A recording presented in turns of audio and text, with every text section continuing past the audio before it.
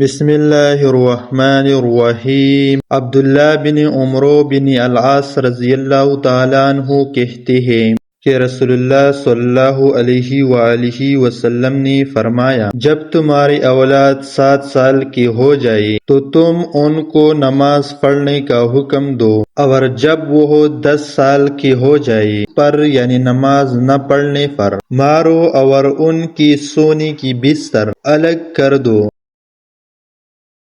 ہشام بن سعد کا بیان ہے کہ مجھ سے معاذ بن عبداللہ بن خبیب جہنمی نے بیان کیا۔ ہشام کہتے ہیں، ہم معاذ کے پاس آئے تو انہوں نے اپنی بیوی سے پوچھا، بچے کب نماز پڑھنا شروع کرے؟ تو انہوں نے کہا، ہم میں سے ایک شخص رسول اللہ صلی اللہ علیہ وآلہ وسلم سے نقل کر رہا تھا کہ اس کے متعلق آپ صلی اللہ علیہ وآلہ وسلم سے پوچھا گیا تو آپ صلی اللہ علیہ وآلہ وسلم نے فرمایا، جب بچہ اپنے دائیں اور بائیں ہاتھ میں تمیز کرنے لگے تو تم اسے نماز کا حکم دو۔